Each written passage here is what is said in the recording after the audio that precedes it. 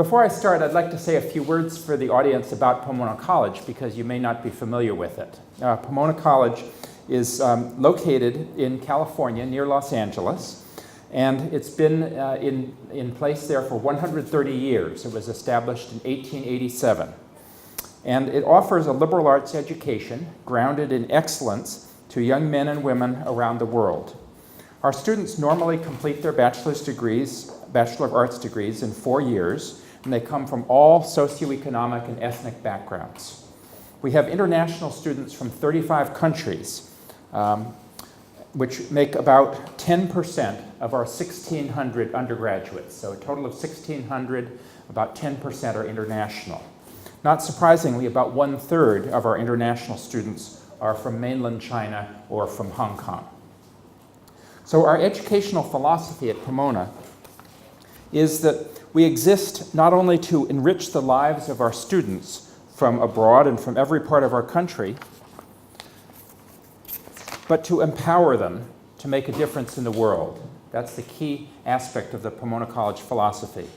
As an institution with a growing international population and numerous study abroad programs for all of our students, we have a clear sense of the power and potential of liberal arts education to shape tomorrow's world.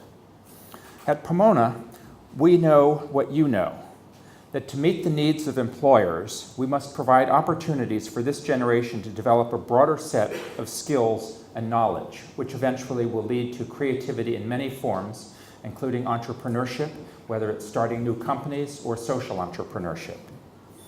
Recently, the Association of American Colleges and Universities released the results of a national survey of employers who described what they thought graduates needed from college in order to succeed in a global economy.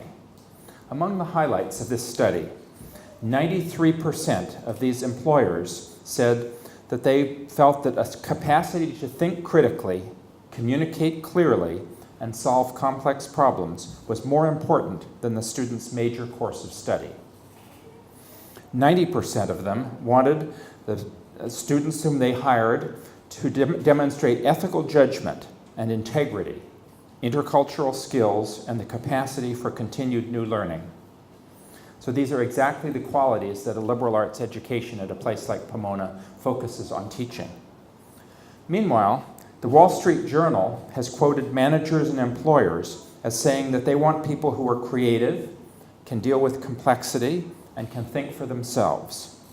The magazine Fast Company reported that many CEOs of top technology companies say that the creativity and critical thinking nurtured in liberal arts studies gives graduates a new and broader perspective on technology, a broader perspective than their peers have. So as the world changes at an ever-increasing pace, it hardly makes sense to encourage our young people to be highly specialized in only one task. More important than the job that our students land directly after graduation is what the graduates will do beyond the starting line to build a rewarding life, to create a fulfilling career, and to serve their communities, whether in Hong Kong, Shanghai, London, Johannesburg, or Los Angeles. The biggest problems that we face in today's and tomorrow's world, poverty, climate change, religious tolerance, all of these problems require contributions from many fields. Breakthroughs in research, for example, mean bringing ideas from one area to work in another, often seemingly unrelated area. Let's examine this from the perspective of the left brain and the right brain. The left hemisphere of the brain controls words, numbers, logic, and analysis. The right side interprets size, shape, spatial relationships, and rhythms. In other words, the big picture. Some historians will tell you that left brain thinking dominated the second half of the last century, capitalizing on the skills used to build bridges, design computers, and go to the moon. Many experts now argue that as computers take over more of the analysis that usually has been associated with left brain thinking, that right brain thinking is now in ascendance. That puts an emphasis on thinking that is visual, intuitive, and nonlinear. This shift has many implications for innovation and for solving difficult problems. The fact is that people who will be successful in the future worldwide are those who can integrate the left and the right brain. They will combine creativity and intuition with discipline and focus. Around the world, colleges and universities are looking for new models of education that encourage creativity, the type of creativity that has long been the hallmark of liberal arts education. As you know, Hong Kong has moved from a British-style 3-year degree to an American-style 4-year program that will include a broader general education component. The jobs and challenges of this century require a lot more from students than narrow professional training. At Pomona College, we've opened the Rick and Susan Sontag Center for Collaborative Creativity. This is an effort across the 5 undergraduate Claremont colleges housed at Pomona, whose goal is to accelerate the creative development of students. We do that through exploration, collaboration, design thinking, and experiential learning.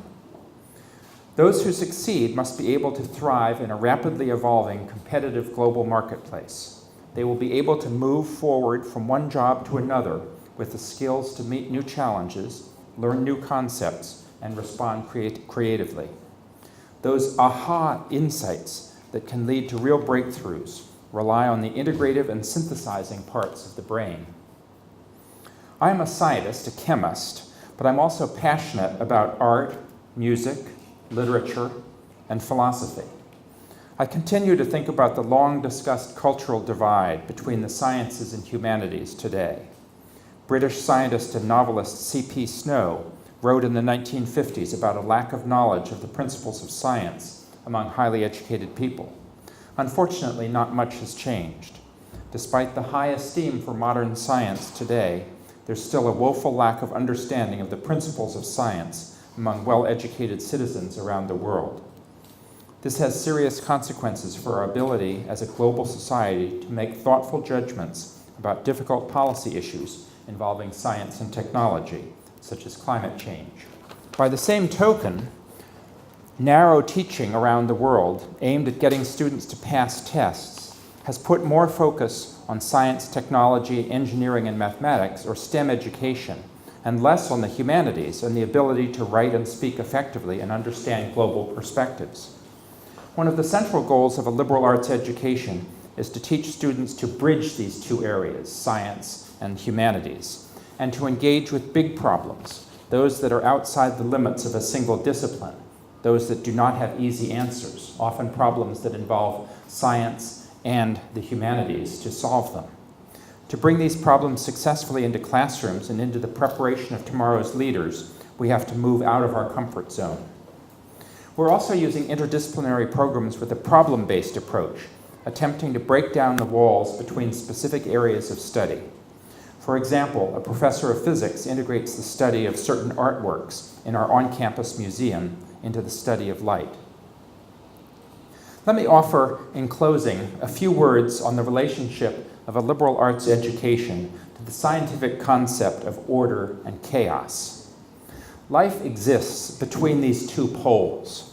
Complete order, represented scientifically by a low-temperature crystal, where every atom is in its proper place and stability reigns.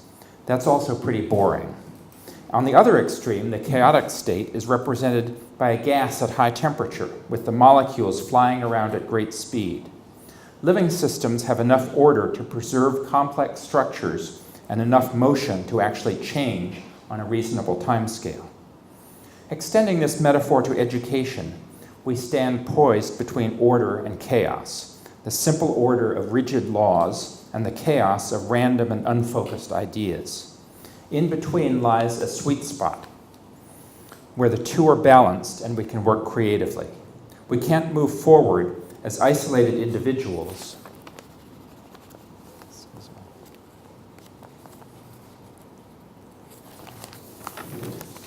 As isolated individuals or learners, we need the combined forces of multiple disciplines and ways of learning. So there's plenty of opportunity for creative expression and innovative ideas away from the border of chaos here at important organizations like Good Lab. This work is driving a vital and vibrant future. Thanks very much, Ada.